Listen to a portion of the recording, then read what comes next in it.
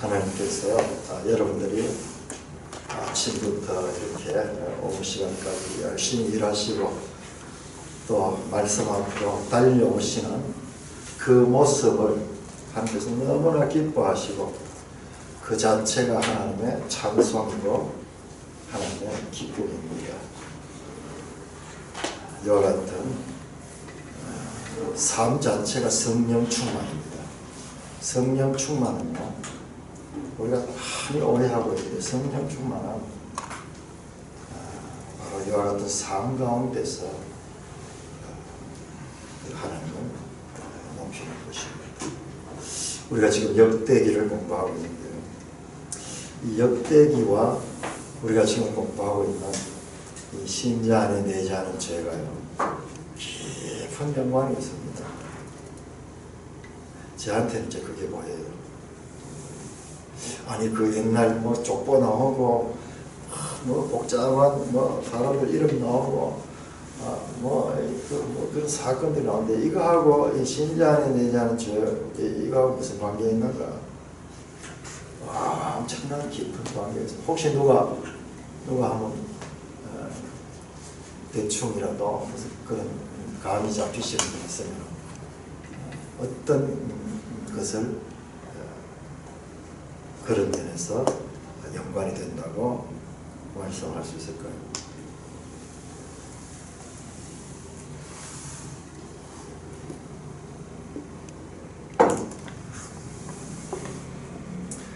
저는 이제 생각을 다 했기 때문에 준비하고 뭐 이런 생각을 많이 되는 건 여러분들한테 이제 갑자기 또 종일 일하다가 그 생각이 잘 연결 안 될 수도 있는데 한번 그런 과제를 가지고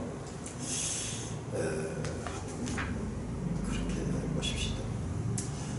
이 역대기를 잘 읽어주시고 잘 읽어주시면 이번 주일날 지금 막 첫 주부터 말씀 전할 것이 막 이렇게 나오더라고요. 이렇게 했는데 되게 중요한 내용들입니다. 이 역대기를 자세히 보면 성전 건설입니다. 성전 건설. 모든 이 역대기의 핵심 메시지는 성전 건설로 연결이 됩니다. 다음 주 보면 확실하게 드러납니다.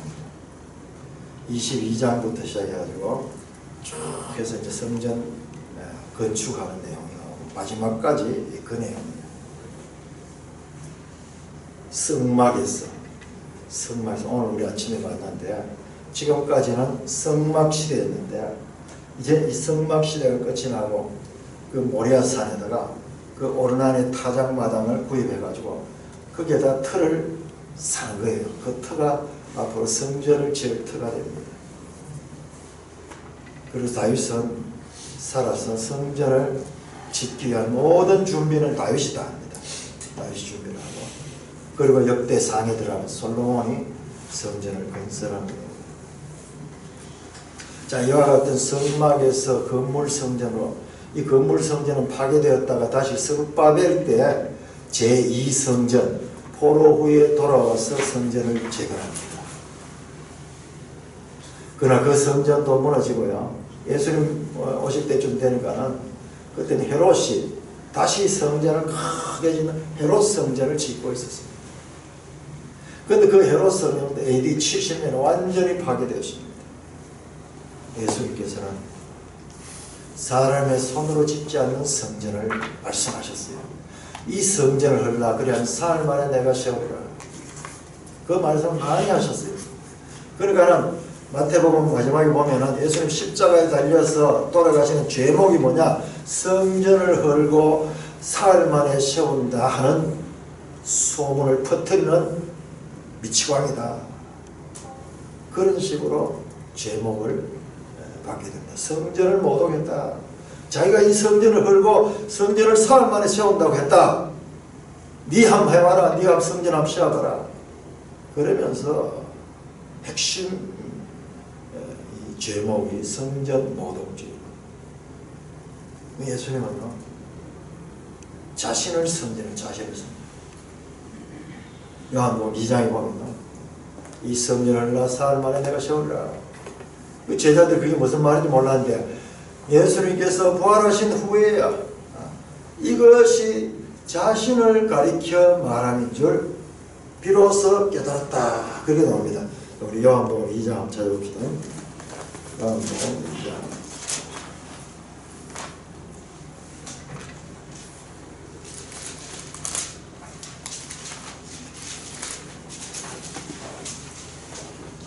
이 장 19절에서 22절까지 교도가 있습니다. 예수께서 대답하여 이르시되 너희가 이 성전을 헐라 내가 사흘 동안에 일으키리라. 유대인들이 이르되 이 성전은 46년 동안에 지었거늘 네가 3일 동안에 일으키겠느냐 하더라. 그러나 예수는 성전된 자기 육체를 가리켜 말씀하신 것이라. 죽은 자 가운데서 살아나신 후에야 제자들이 이 말씀하신 것을 기억하고 성경과 예수께서 하신 말씀을 믿었더라. 예수님이 성전을 세우시고 그 성전된 예수님은 우리를 성전 삼습니다. 우리를 성전 삼고. 그래서 너희가 하나님의 성전과 성령이 너희 가운데 거하는 것을 알지 못하느냐, 그렇게 사도 바울이 말씀합니다. 지금 우리 공부하면요, 성전된 우리 마음을 어떻게 관리를 해야 되느냐. 그냥 성전이다, 우리 몸이 성전이다, 거기에 머무는 것이 아니라, 그러면 이 성전 안에는 어떤 상황이고, 그 예루살렘 성전처럼 여기 장사꾼들도 있고 온갖 이 강도의 소굴이 되어 있는 이 성전을요, 이 성전을 하나님의 성전으로 개혁하는 거예요. 그러기 위해서는 우리 마음을 잘 알아야 됩니다. 사도 바울께서 로마서를 통해서 또 여러 서신들을 통해서 가르치는 우리 전부 마음 문제예요. 마음 문제. 그 존 웨이는 1600년경에 태어나가지고 성경에서 가장 이 하나님께서 최종적으로 가르치는 교회 안에서 가장 중요한 성전 문제, 우리 마음 심령 성전을 사도 바울은 가르치고요. 그 부분을 집중적으로 연구를 하고 그 부분을 이렇게 설명하고 있는 것입니다.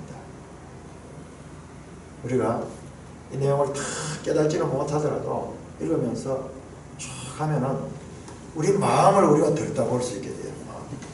예수님께서 예루살렘 와서 성전에 들어와서 성전의 장사꾼들을 다 쫓아내고 거기에다 상을 엎어버리고 그러면서 예수님 평소 보이지 않는 과격한 행동을 해요.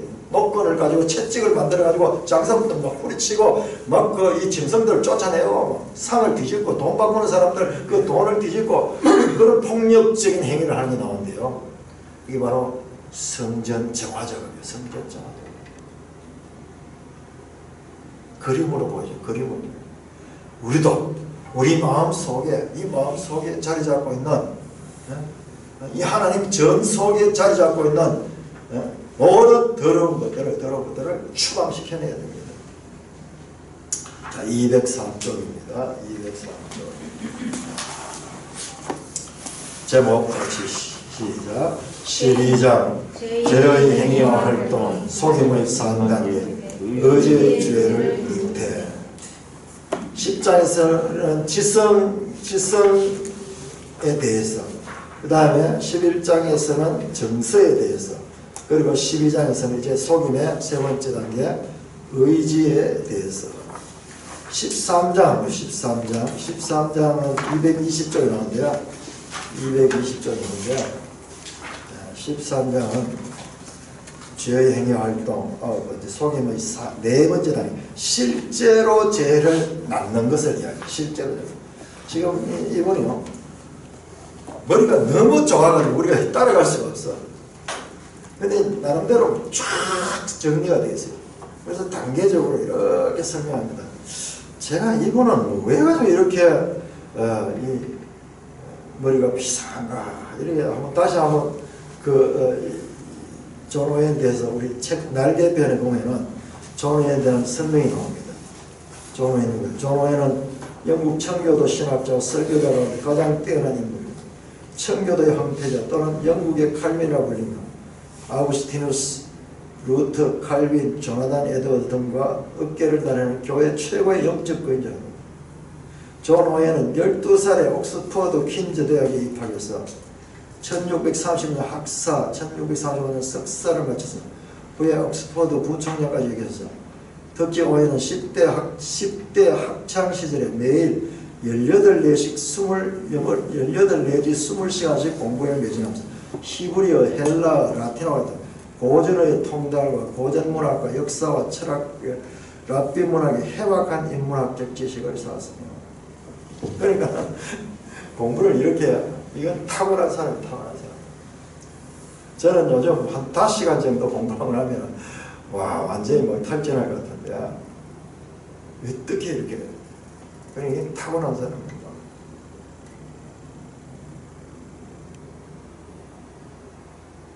자 203쪽입니다. C 같이 했습니다. 시작. 죄의 속임 세 번째 단계는 의지 속임 실제로 죄를 잉태하는 것이다. 죄의 역사 과정 속에서 죄의 속임이 일으키는 세 번째 단계는 실제로 죄를 잉태하는 것입니다. 죄는 의무를 감당하지 못하도록 지성을 끌어내리고 정서를 미혹하며 이어서 죄를 낳기 위해 죄를 잉태시키는 단계에 돌입합니다. 이게 우리는 그냥 무의식적으로 행하는 건데 이분은 이 내면을 해부해가지고 그것을 분석을 하는 거죠. 분석을. 이건 거의 동시적으로 행해지는 거예요. 이렇게 분석하니까 그렇지 실제적으로 우리는 동시적으로 이와 같은 행위들이 나타나는데 죄를 잉태시키는 단계에 돌입합니다. 시작. 욕심이 잉태한 즉 죄를 낳고 그런데 잉태된 죄를 낳기 위해서는 오직 의지의 동의가 있어야 합니다. 의지의 동의가 없으면 죄가 저질러질 수 없기 때문에 의지가 죄의 실행을 동의해버리면 영혼 속에서 죄의 실제적인 실행을 방해할 요소는 전혀 없게 됩니다. 이건 거의 동시적으로 일어나는 건데요. 그런데 자세히 보면 우리가 생각하고 그 다음에 감정이 또 거기에 작용하고 그 다음에 의지가 발동해가지고 그 다음에 죄를 손과 발이 나가서 행동으로 나타나는 이건 거의 동시적으로 일어나는 일이에요. 이거 분석을 해보니까 이제 그런 거죠. 의지의 동의가 없으면 죄가 저질러질 수 없기 때문에 의지가 죄의 실행을 동의해버리면 영혼 속에는 죄의 실제적 실행을 방해할 요소는 전혀 없게 됩니다. 그래서 사실 하나님은 다양한 방법과 수단을 통해 태스 속에 들어와 착상하지 못하게 하거나 유산시킴으로써 이 음탕한 잉태가 일어나지 못하게 하고 그러면서 절대로 죄가 의도되거나 잉태되지 않도록 하십니다. 그러나 일단 의지가 죄에 동조해버리면 죄를 제어할 힘이 영혼 자체 속에는 남아있지 않습니다. 종종 비를 잔뜩 먹으면 구름이 비를 뿌리려고 하면 바람이 불어 구름을 쓸어가 버립니다. 마찬가지로 의지가 죄를 낳으려고 하면 하나님은 이런저런 바람을 불게 하여 그것을 쓸어가 버리십니다. 그러나 구름은 여전히 금방 떨어질 것처럼 비를 머금고 있고 영혼도 금방 죄를 범할 것처럼 죄를 머금고 있습니다. 이처럼 욕심이나 죄를 잉태하는 것은 의지가 죄의 속임에 넘어가 동의했을 때 일어나는 현상입니다. 자, 죄는 속이는 자다. 속이는 것이다. 마귀는 속이는 자다. 거짓의 아비다. 마귀로부터 나온 것이 죄입니다. 죄. 그러니까 이게 속성이 같은 거예요. 이 동의로 인해 영혼은 그리스도 안에서 하나님을 향해 갖고 있는 순결을 빼앗기게 됩니다. 바울은 이 점을 이렇게 묘사합니다. 시작. 내가 하나님의 열심으로 너희를 위하여 열심을 내노니 내가 너희를 정결한 처녀로 한 남편인 그리스도께 드리려고 중매하는 것이다. 그러나 너는 뱀이 그 관계로 하와를 미혹함 같이 너희 마음이 그리스도를 향하는 진실함과 깨끗함이 있었더나 부패할까 두려워하노라. 그리스도와 우리가 결혼하는, 그래서 합의를 이루는 거예요. 그래서 이 에베소서 5장에 보면 교회와 그리스도의 관계를 남편과 아내의 관계로 서로 연결해서 말씀합니다.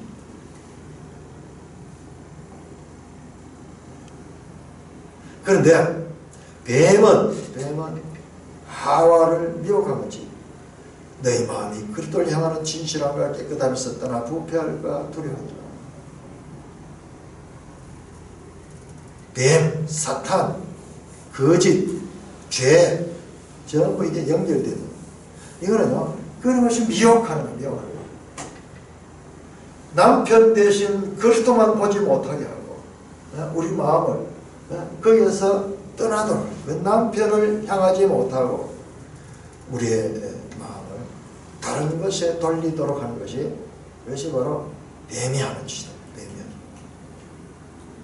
이 문제를 더 명확하기 위해서 우리는 단 5가지 사실을 주목할 필요가 있습니다. 의지는 복종과 불복종의 원리다. 의지는 복종과 불복종의 원리입니다. 도덕적 행위는 우리 안에서 205쪽입니다. 의지의 동의를 통해 선하거나 악한 행동으로 나타납니다. 과거의 아우구스티누스는 모든 죄는 극히 의지적이기 때문에 의지적이 않는 죄는 죄가 아니라고 진실을 말했습니다. 이 아우구스티누스 4세기경에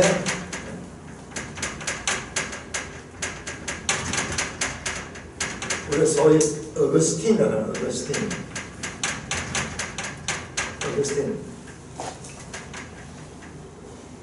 4세기경에 아주 유명한 교회의 신학자입니다. 이 아구스티누스가 중요한 것은요, 아구스티누스가 우리 개혁주의 신학 사상의 기초적인 그와 같은 것으로 연결됩니다. 그러니까 결국 성경을 어떻게 해석하느냐 문제가 중요한데요, 아구스티누스가 성경에서 아주 중요한 것으로 발견한 게 하나님의 은혜입니다. 하나님의 은혜.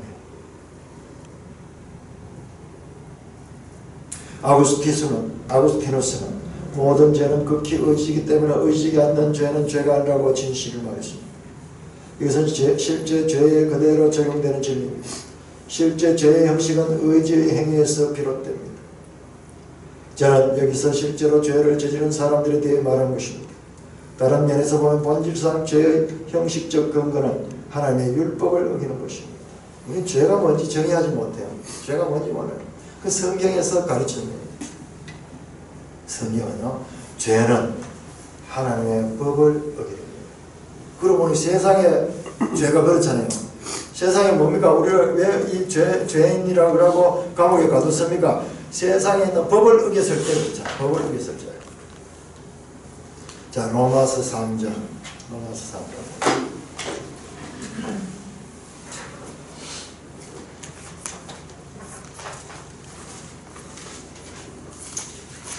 로마서 3장 20절. 3장 20절. 시작. 그러므로 율법의 행위로 그 앞에 의롭다 하심을 얻을 육체가 없는 율법으로는 죄를 깨달음이라. 율법이 주어졌지만요, 그 율법을 우리가 온전하게 지킬 수 있는 사람은 없다고 사도가 우리 말씀합니다. 그러면 구약의 그 법들은 뭐냐?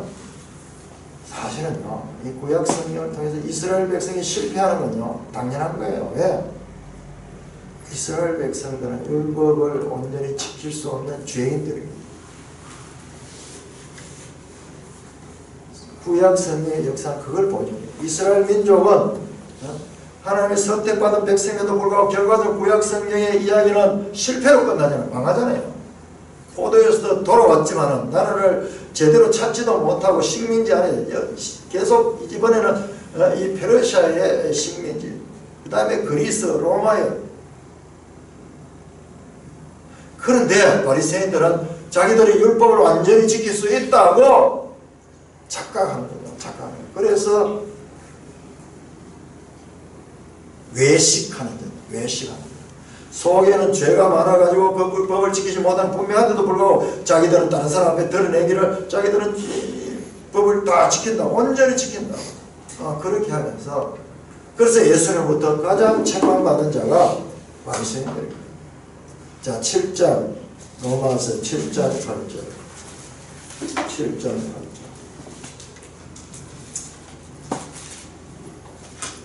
시작.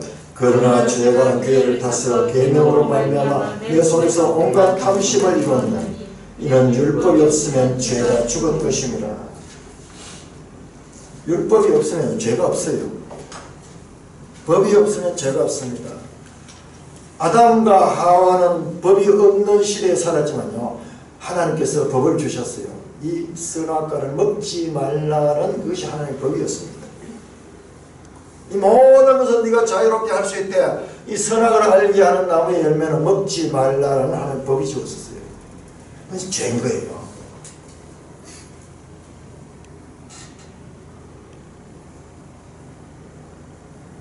죄는 하나님의 율법을 어기는 것입니다.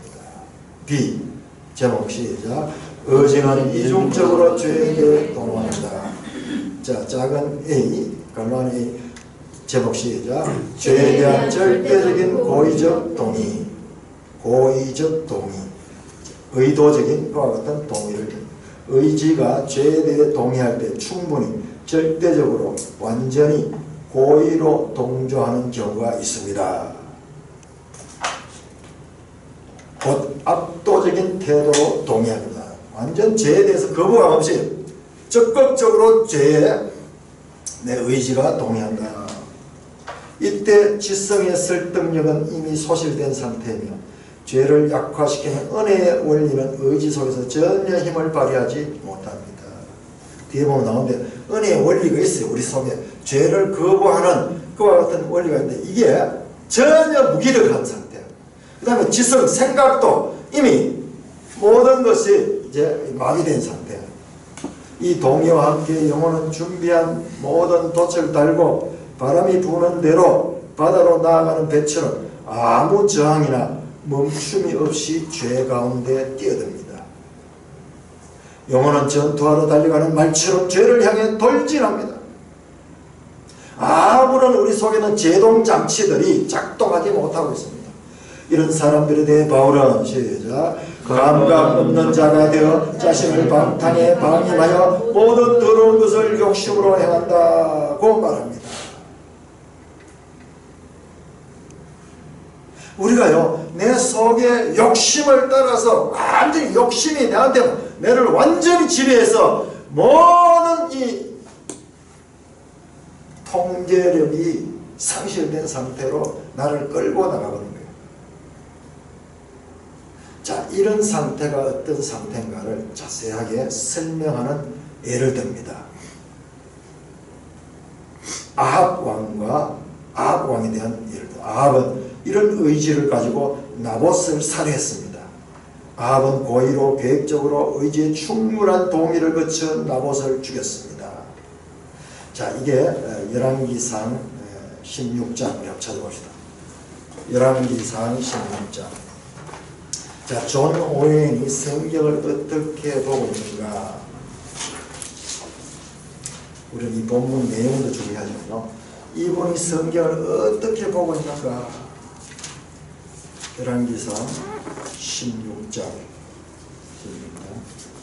자, 오늘날 여러가지 문명이 발달하고 이분이 살던 시대와 비교할 수 없는 그와 같은 많은 연구들도 있고 이렇지만요, 성경을 바르게 읽는 면에서는요, 우리 시대가 결코 앞서지 못합니다.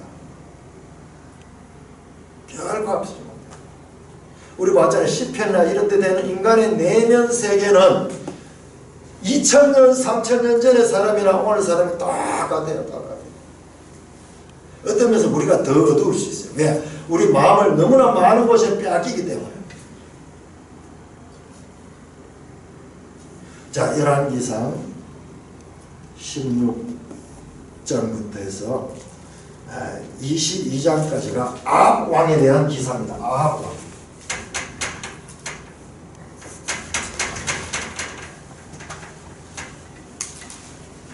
16장에서 22장까지 무려 16장에서 22장까지 한 왕에 대한 기사가 이렇게 길게 나와요.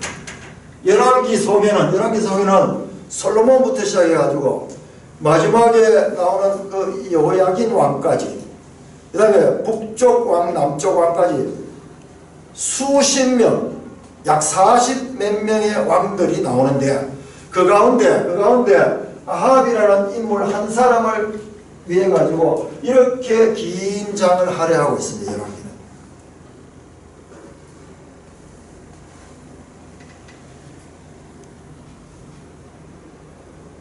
21장.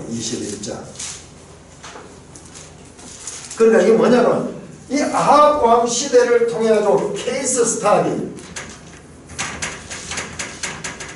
이건 단순한 이 왕의 이야기가, 이 왕이 하나의 모델이 돼가지고 이 케이스를 통해 가지고 여러 가지를 하나님께서는 우리에게 말씀하시고 있습니다. 그래서요, 이 존 웨인이 이 아합 기사를 통해서 지금 사도 바울이 말하는 우리의 마음속에 욕심이 어떻게 죄로 달려나가는가를 설명하는 그와 같은 내용으로 삼고 있는 것입니다. 열왕기 21장은 나봇의 포도원 이야기입니다.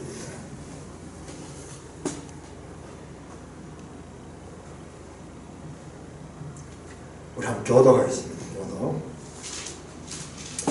16절까지 교도하겠습니다.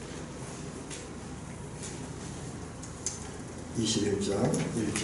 그 후에 이 일이 있으니라. 이스라엘 사람 나봇에게 이스라엘에 포도원이 있어 사마리아의 왕 아합의 왕궁에서 가깝더니 아합이 나봇에게 말하여 이르되 내 포도원이 내 왕궁 곁에 가까이 있으니 내게 주어 채소밭을 삼게 하라. 내가 그 대신에 그보다 더 아름다운 포도원을 내게 줄 것이요 만일 내가 좋게 여기면 그 값을 돈으로 내게 주리라. 나봇이 아합에게 말하되 내 조상의 유산을 왕에게 주기를 여호와께서 금하실지로다 하니 이스라엘 사람 나봇이 아합에게 대답하여 이르기를 내 조상의 유산을 왕께 줄 수 없다 하므로 아합이 근심하고 답답하여 왕궁으로 돌아와 심상에 누워 얼굴을 돌리고 아침살을 하니. 자, 그러니까는 이게 뭐냐 그러면은 그냥 왕이 돌아가면 팔면 되는데 이게 이 당시에는요 그 이스라엘 나라에서는 땅을 팔지 못합니다. 팔더라도 희년이 되면 돌려받아야 되고 조상에게 받은 것을 하나님께서 금하셨다. 그것을 팔지 못하도록 금하셨다. 토지는 하나님의 것이다. 그런 게. 그런데 아합이 그 땅이 탐이 나는 거예요. 탐이 나니까는 탐욕이 그 마음에 들어오게 되니까는 아합이 아무것도 보이지 않는 거예요. 근심하여 답답하여 왕궁으로 돌아 침상에 누워 얼굴을 돌리고 식사를 해요. 그래서 이 사람은 자기 욕심은 무조건 다 이루는 사람이에요. 다 이루는 사람인데 자기 욕심이 좌절되게 되니까는 계속 읽겠습니다. 왕이 그에게 이르되 내가 이스라엘 사람 나봇에게 말하여 이르기를 내 포도를 내게 주되 돈으로 바꾸거나 만일 너가 좋아하면 내가 그 대신에 포도원을 너게 주리라 한즉 그가 대답하기를 내가 내 포도원을 너게 주지 않겠노라 하기 때문이로다. 그의 아내 이세벨이 그에게 이르되 왕이 일어나 식사하시고 나라를 다스리시나이까 일어나 식사를 하시고 마음을 즐거워하소서. 내가 이스라엘 사람 나봇의 포도원을 왕께 드리온다 하고 아합의 이름으로 편지들을 쓰고 그 인을 치고 봉하여 그 성읍에서 나봇과 함께 사는 장로와 귀족들에게 보내니 그 편지 사연이 이르기를 금식을 선포하고 나봇을 백성 가운데 높이 앉히신 후에 불량자 두 사람을 그의 앞에 마주 앉히고 그에게 대하여 증거하기를 너가 하나님과 왕을 저주하였다 하게 하고 곧 그를 끌고 나가서 돌로 쳐 죽이라 하였더라. 그의 성읍사람 곧 그의 성읍에 사는 장로와 귀족들이 이세벨의 지시 곧 그가 자기들에게 보낸 편지에 쓴대로 하여 금식을 선포하고 나봇을 백성 가운데 높이 앉히매 때에 불량자 두 사람이 들어와 그의 앞에 앉고 백성 앞에서 나봇에게 대하여 중성하나를 하이르되 나봇이 하나님의 왕을 저주하였다 하매 우리가 그를 성읍 밖으로 끌고 나가서 돌로 쳐 죽이고 이세벨에게 통보하기를 나봇이 돌에 맞아 죽었나이다 하니 이세벨이 나봇이 돌에 맞아 죽었다 함을 듣고 이세벨이 아합에게 이르되 일어나 그 이스라엘 사람 나봇이 돈으로 바꾸어 주기를 싫어하던 나봇의 포도원을 차지하소서. 나봇이 살아있지 아니하고 죽었나이다. 같이 아합은 나봇이 죽었다 함을 듣고 곧 일어나 이스라엘 사람 나봇의 포도원을 차지하러 그리로 내려갔더라. 이 사도 바울이 에베소 4장 19절을 통해서 이 죄에 대해서 말씀하세요. 그 사도 바울의 말씀에 구체적인 예를 열왕기를 통해서 전후에는 보충 설명을 합니다. 사도 바울이 이런 말씀하실 때입니다. 이게 전부 다 구약에 나오는 사건들을 가리켜서 말씀합니다. 특별히 사무엘 상하와 열왕기 이 역사서에 나타나는 그와 같은 내용들이고 제가 곰곰이 생각해 보니까 이 뒤에 보면 사무엘서를 많이 찾는데 사무엘서는 사울과 다윗 이야기는 사실 사무엘서의 핵심 메시지는 사울 왕과 다윗 왕의 이야기예요. 그리고 역대기 보면 이 두 사람을 탁 처음에 11장에 보면 딱 대조를 하면서 그렇게 이제 다윗 이야기가 탁 시작이 됩니다. 어떤 면에서 우리 마음속에 두 가지의 마음을 보여주는 것 같아요. 그래서 사무엘서를 자세히 보면 그 안에 우리의 어떤 그 내면적인 그런 세계를 구체적으로 보여주는 같은 그런 내용들이 많이 나옵니다. 자, 이렇게 이 욕심이 확 그를 지배해버리면 마침내 이와 같은 악을 향하다. 사람을 살인하는 데까지 이르면서 그 욕심을 성취시키는 모습을 보여주고 있습니다. 감각이 마비되어 버립니다. 감각이 다 마비돼요. 자기가 자기의 욕심을 채우고자 하는 그것이 모든 것이 지배되어서 생각이 다 마비되어 버리고 적극적으로 죄를 짓는데 빠져들어가는 모습을 이 나봇을 통해서 아합 왕을 통해서 보여주고 있습니다. 206쪽입니다. 206쪽. 제목 시작. 은밀한 저항과 반대 의사가 동반된 마지 못한 동의. 그러니까는 우리가 죄를 지낼 때 첫 번째는 적극적으로 이렇게 아무런 이 제동 장치가 없이 죄로 빠져가는 그런 예를 이야기했고, 이제 두 번째는 이제 죄를 저항이 있어요. 마음대로 짓지 못하고 반대 의사가 있는데 그런데도 마지 못해서 죄를 짓게 되는 의지가 동의하는 그 내용. 의지가 죄에 동의할 때 은밀한 저항과 반대 의사가 동반된 동의가 있습니다. 베드로는 주님을 부인하려는 의지가 있었습니다. 베드로의 의지는 주님을 배반하기를 원했지만 의지대로 행하지는 못했습니다. 죄는 의지의 행위로서 베드로는 당시 주님을 배반하는 의지를 선택했습니다. 어쨌든 죄는 의지 속에서 잉태되지 않으면 낫는 일도 없습니다. 그 순간 베드로의 의지 속에는 그리스도의 사랑을 거역하는 원리가 있었습니다. 하지만 동시에 그리스도를 믿는 믿음도 함께 있어서 완전히 실족하지 않았습니다. 강하게 역사하는 시험 때문에 베드로는 믿음은 방해를 받았고 믿음의 역사는 크게 억제됐습니다. 그러나 믿음이 베드로 속에 의지 속에 있었고 믿음은 은밀한 저항과 반대 의사를 통해 죄에 대한 동의를 약화시키는 역할을 합니다. 비록 의지는 동의했지만 의지의 전체 행동이 기꺼이 동조한 것은 아니었습니다. 이런 애매한 상태. 세 번째 시작. 신자에게는 죄에 대한 절대적이고 총체적이며 충분한 동의가 있을 수 없다. 자, 신자의 경우에는요, 죄를 절대적으로 그리고 총체적으로 이 죄에 대한 충분한 동의를 하는 것은 신자에게는 있을 수가 없다. 비록 의지 속에는 개별적인 죄들 때문에 죄를 잉태하는데 충분한 의도적 동의가 있을 수 있으나 신자에게는 어떤 죄에 대해서든 의지의 절대적이고 총체적이며 충분한 동의가 있을 수 없습니다. 그 이유는 다음과 같습니다. A. 신자의 의지 속에는 선을 행하기 원하는 원리가 들어있기 때문이다. 신자의 의지 속에는 선을 행하기 원하는 원리가 들어있기 때문입니다. 선을 행하기 원하는 나에게 로마서 7장 21절 의지 속에 들어있는 은혜의 원리로 인해 신자에게는 이 은혜의 원리가 작동을 하는데 신자는 선을 행하는 방향으로 이끌립니다. 일반적으로 은혜의 원리는 죄의 원리와 반대하여 활동하기 때문에 의지는 은혜의 원리를 따라 움직입니다. 모든 신자의 의지 속에는 죄가 아니라 은혜가 지배권과 지배력을 가지고 있습니다. 따라서 한 의지 속에서 죄에 동조하는 성향이나 원리가 은혜의 성향이나 원리를 반대하되고 그 반대는 총체적이고 절대적이고 완전할 수 없습니다. 그러니까 우리 신자도 죄를 짓지만요, 우리 속에는 그 죄에 대해서 반대하는 그 같은 원리가 또한 작동하고 있다는 것입니다.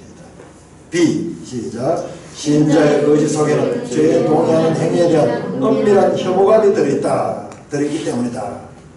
죄에 대해서는 우리가 잘 모르지만 그래도 그 죄에 대해서 혐오감을 우리 속에 있는 새 생명은 그 혐오감을 반응으로 나타냅니다. 신자의 의지 속에는 죄를 반대하는 일반적, 지배적, 포괄적 원리가 있을 뿐만 아니라 죄에 동의하는 행위를 엄밀히 혐오하는 정서 또한 지니고 있기 때문입니다. 영혼이 때때로 이 혐오감을 느끼지 못하는 경우가 있는 것은 사실입니다. 왜냐하면 의지가 죄에 동의할 때 의지의 주도적 행위는 박탈당하고 의지 속에서 성령의 소욕이 소멸되거나 은혜의 원리를 혐오하게 되기 때문입니다. 그러나 죄를 혐오하는 일반 원리는 항상 모든 일 속에 작용합니다. 시작. 성령은 육체를 거스르나니. 갈라디아 5장에 우리 속에 성령의 소욕과 그리고 육체의 소욕, 즉 죄의 소욕, 이 두 마음이 있다, 그렇게 말했죠. 물론 성령의 소욕은 항상 동일하게 실제로 효력을 발휘하거나 승리하는 것은 아닙니다. 개별적인 행위 속에서는 반대 원리, 즉 육체의 소욕의 힘을 제압하지 못할 때도 있습니다. 그리고 당연히 그 반대의 경우도 있을 수 있습니다. 죄가 은혜를 거스르면 의지 속에서 은혜의 행위는 일어나지 않습니다. 그러나 은혜의 행위를 반대하는 원리로 말미암아 성령의 소욕이 영혼 속에서 느낄 수 없는 상태가 된다고 해도 그 반대 원리가 영혼을 완전히 지배하는 상태는 일어나지 않습니다. 왜냐하면 영혼 속에는 죄의 행위를 반대하는 은혜의 저항이 있기 때문입니다. 은혜의 역사를 느낄 수 없다 해도 죄의 행위가 완전히 영혼을 지배하는 경우는 충분히 막아낼 것입니다.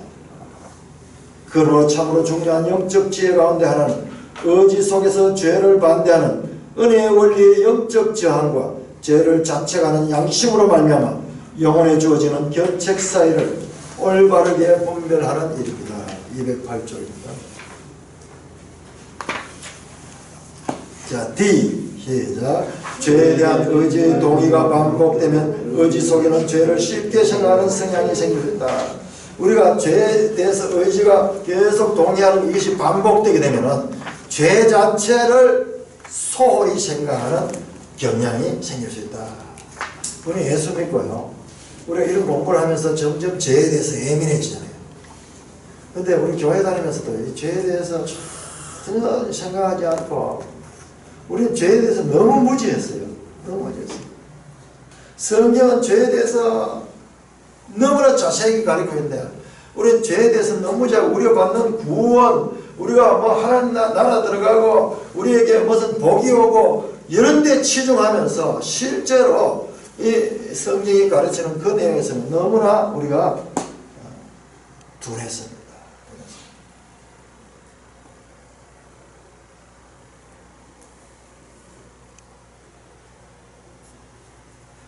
시작.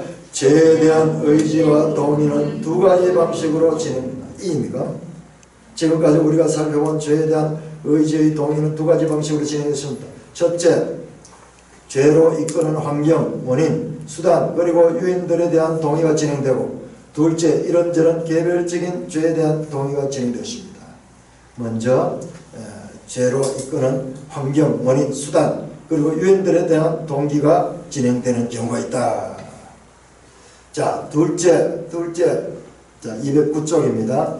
실제 죄의 동의가 진행되는 경우. 실제 죄에 대해 동의가 일어난 경우는 죄의 속임이 의지의 동의를 얻어 영혼 속에서 실제로 죄를 잉태하기 위해 나아가는 길입니다. 이 점에 대해 주목할 사실은 다음과 같습니다. A. 시작. 의지는 지성적 욕구다. 의지는 지성적 욕구입니다. 즉 지성의 인도를 받는다는 점에서 지성적이고 정서에 의해 자극을 받는 점에서는 욕구입니다. 따라서 의지의 작용이나 행위는 지성과 정서의 영향을 받습니다. B. 시작. 의지는 선으로 보이는 것이 아니면 아무것도 선택하거나 동의하지 않는다.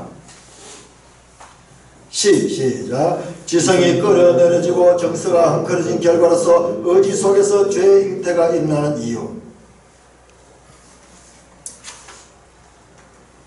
210쪽 210쪽.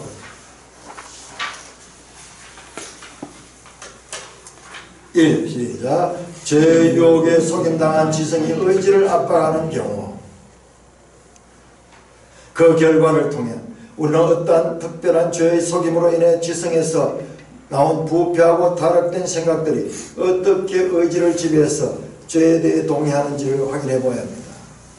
작은 1. 시작. 의지는 죄에 대한 용서가 클수록 은혜도 더 크다는 지성의 부패한 생각에 넘어가 죄에 대해 동의하게 된다. 여기 아주 중요합니다. 우리도 많이 여기에 빠져 있었고요. 한국교회가 이 부분에 많이 빠져 있어요. 우리는 죄사함을 받았다. 하나님은 큰 은혜를 받아가지고 죄사함을 받았다 하는 거기에 집중하면서 죄에 대해서 무지하고 죄 짓는 데 있어가지고 별 생각 없이 죄를 짓는 거예요. 왜? 내가 죄를 지도 하나님 은혜로 다 용서해 주기 때문에.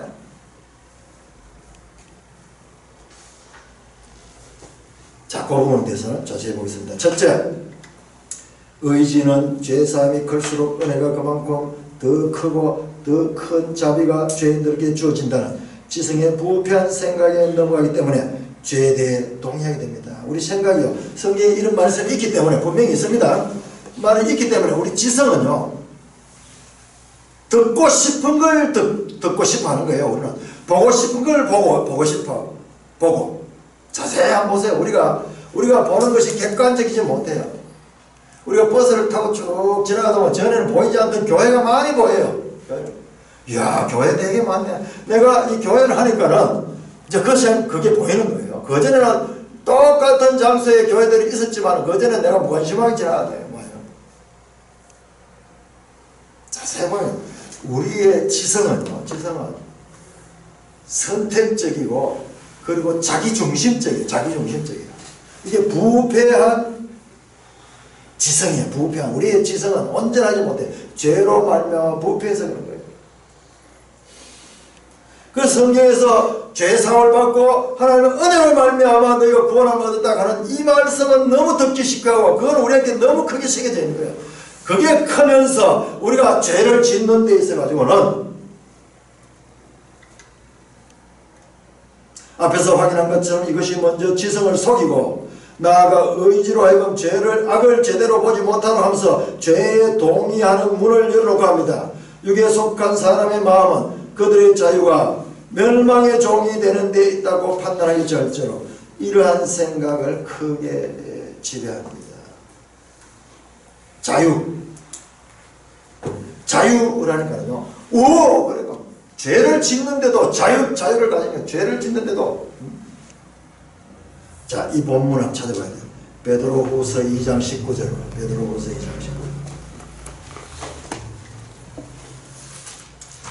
자, 베드로후서 2장 19절. 베드로서 같은 것도 전부 이 서신서들이요. 서신서들인데 이 신약의 서신서들은 전부 이 죄 문제, 우리의 내면 문제입니다. 내면. 2장 19절.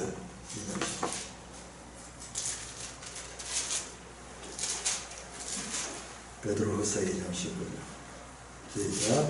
그들에게 자유를 준다 해도 자신들은 멸망의 종들 누구든지 진자는 이긴 자의 종이 되리라. 쭉 문맥을 보면 이 자유 자체가요, 자유가 죄를 짓는데 용감하게 만들어버려요. 그들의 자유가 멸망의 종이 되는 데 있다고 판단할 정도로 이러한 생각이 크게 지금, 그리고 이러한 생각의 독성은 종종 신자들의 지성도 오염시키고 부패시킵니다. 따라서 우리는 성경이 이 점에 대해 크게 경고하는 것을 보게 됩니다. 그러면 우리는 여기서 복음의 은혜에 대한 교리를 악용하는 데 대한 몇 가지 다른 주의사항을 덧붙여갑니다. 은혜의 복음을 가지고 죄를 짓게 만드는 거예요. 죄를 짓게 만드는 거예요. 속이만 하는 거예요. 이 점에 대해 빛을 던져주는 성경의 한 부분에 시선을 고정시켜야 합니다.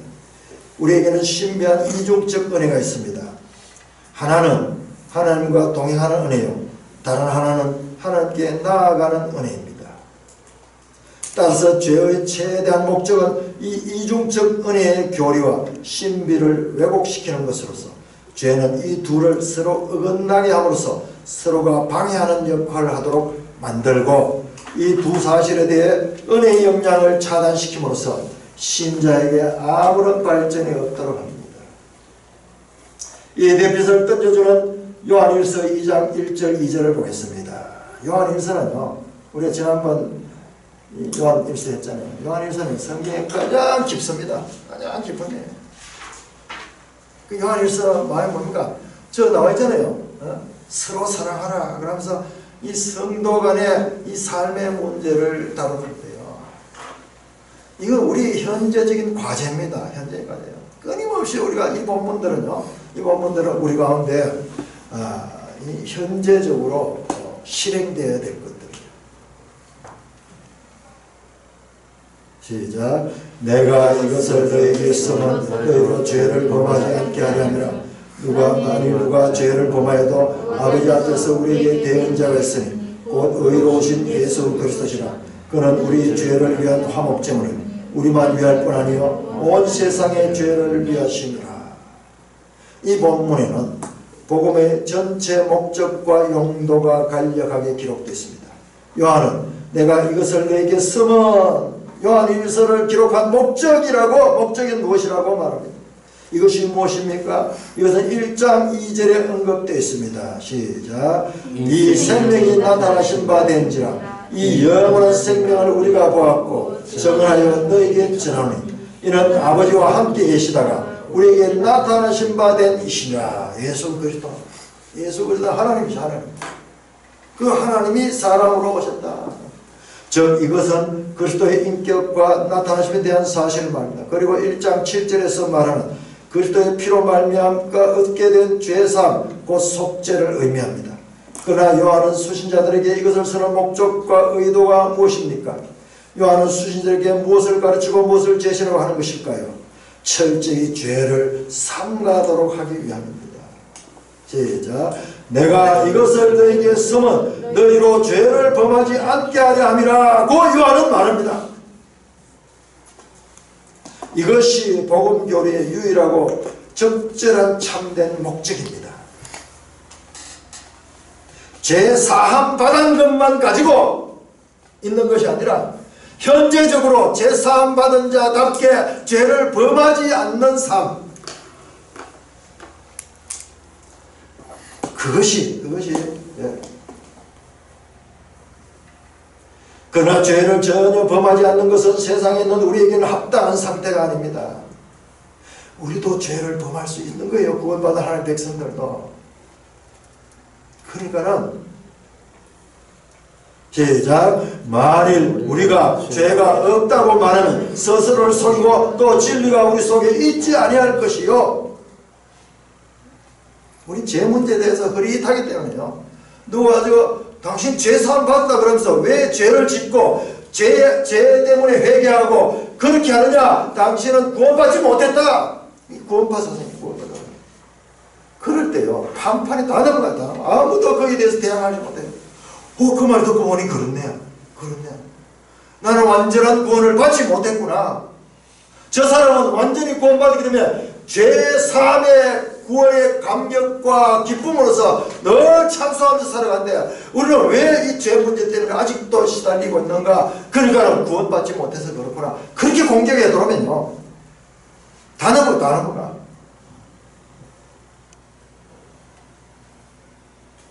그런데 요한일서 1장 28절은 이렇게 말한다.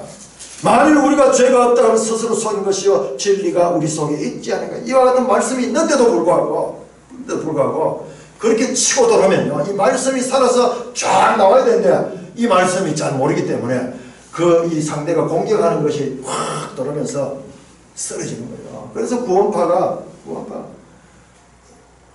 넘어간 사람들이 참 나름대로 신앙 열심히 있는 사람.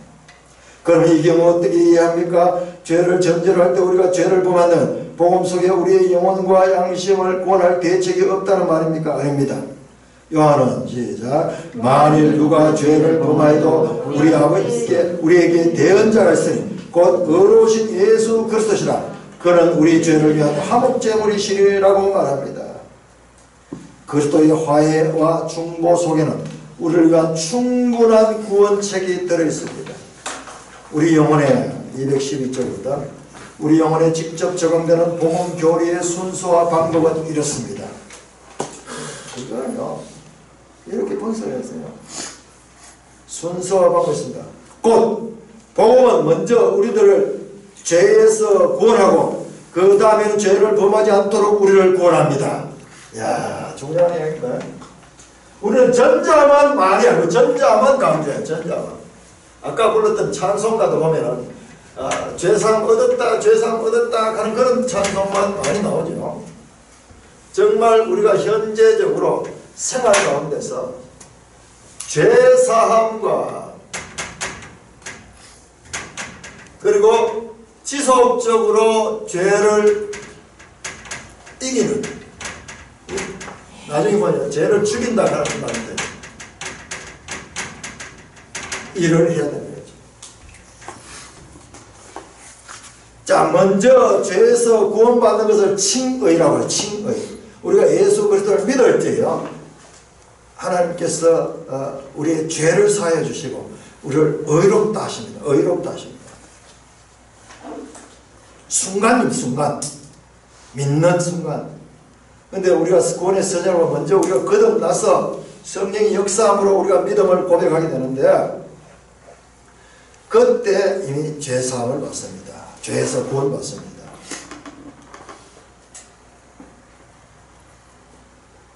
이건 예수 그리스도의 십자가의 사역, 십자가의 사역. 자, 그 다음이 있습니다. 그 다음은 죄를 범하지 않도록 우리를 구원합니다. 이것은 생활의 구원이에요. 생활의 구원. 이걸 갖다 성화. 칭의, 성화. 칭의는요, 순간입니다. 일시적이에요. 성화는 죽을 때까지 지속적이에요. 구원함을 받았기 때문에 구원함을 받은 사람다운 삶을 지속적으로 살아나가는데, 여기에서 우리가 완전히 죽어버리면은, 이 상태에서 우리가 죽어버리면은 구원받습니다. 그대로 구원받습니다. 그러나 우리가 여기에서 이 땅에서 죄의 몸을 살아갈 적에는 이때 어떤 상태냐면 두 가지 마음이 있는 상태예요. 죄의 지배와 성령의 지배가 동시에 생기시죠. 우리는. 그렇기 때문에 이 성화의 과정은 넘어지기도 하고 쓰러지기도 하고 그렇습니다. 죄를 범할 수도 있습니다. 그런데 우리는 구원을 하면은 이 앞쪽에 이 구원만을 생각하고 현재적으로 우리에게 주어진 이 과제에 대해서는 눈을 감아버리고 잘 모르고 있는 거예요. 잘 모르고 있는 거예요. 지금 우리는 지금 이 부분을 집중적으로 알아가고 있는 거예요. 알아가고.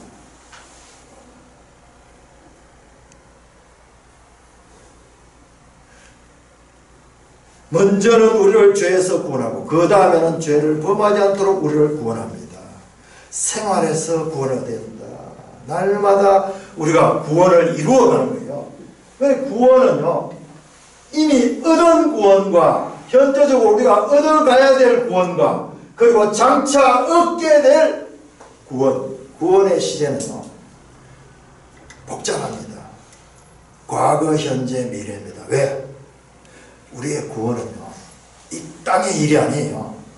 우리의 구원은 우리 생명이 이 땅에 있지만 하늘에 속하는 개념입니다. 하늘은 시간 개념을 초월하는 개념이에요. 그렇기 때문에 이 구원 문제에 들어가면요, 조금 복잡해지는 거예요. 이 땅의 차원뿐만 아니라 하늘의 차원까지 우리 삶 가운데 적용되기 때문에 여기에서는 조금 복잡해요.